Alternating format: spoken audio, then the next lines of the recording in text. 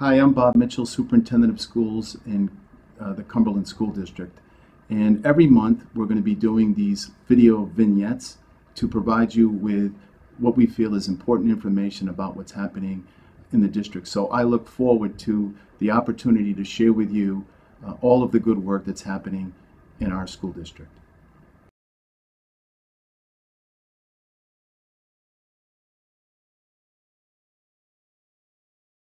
The last time that we talked, I talked about thinking maps and how important thinking maps were as a tool for student learning. It is, in addition to learning content, it is a tool that will help them learn. SRSD, Self-Regulated Strategy Development, is another tool that we are focusing our attention on.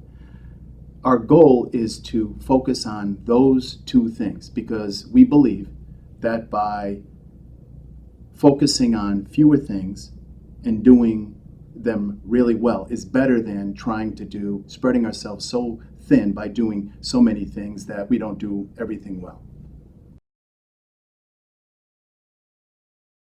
So SRSD, Self-Regulated Strategy Development, is a writing process that our students are learning. It is evidence-based, research-based, and really the research is impressive on the impact that it has on helping students to write effectively. And in fact, where this has been implemented in Worcester, Mass. Is an example. Worcester, Mass., to my understanding, is one of the poorest cities in New England. However, their MCAS scores are some of the highest in Massachusetts. They are implementing SRSD, and the educational leaders in that community believe that SRSD has a lot to do with the really good scores that they're seeing in that city. SRSD is a 6-stage process, and there are many parts to it, and self-regulation is one of them. But one of the more important components of this process is, in addition to getting direct instruction from their teachers, they also,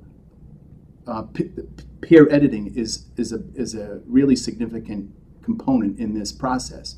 And students are taught very specifically about what they need to look for in effective writing. And one of the more important parts of this process is students have to read very closely whatever it is they're writing about in order to do it effectively. And in addition to self-regulation and peer support in this process, another important step is positive self-talk. Let me give you an example, and this is a wonderful thing to me. I was in a 5th grade classroom and a teacher was doing an outstanding job of implementing this writing process.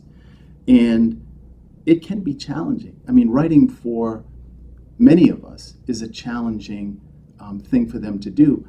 And there was, during the lesson, there was unquestionably a time when students were struggling a little, and all of a sudden, and this was in a grade 5 class, a 5th grade student at B.F. Norton School raises his hand and said, "It's important to try and fail than to not try at all," which it just blew me away that this student, without any prompting, raised his hand at this particular time when students appeared to be struggling, and used that positive self-talk and shared that with the rest of the class.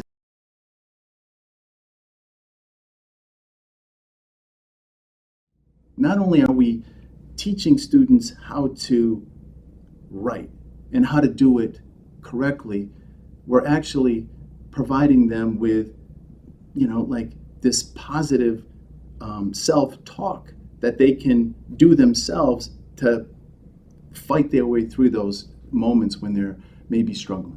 I've had many conversations with students who are learning this process, and they say that they love to write. I mean, as an educator, as a parent, I mean, what's better than hearing that?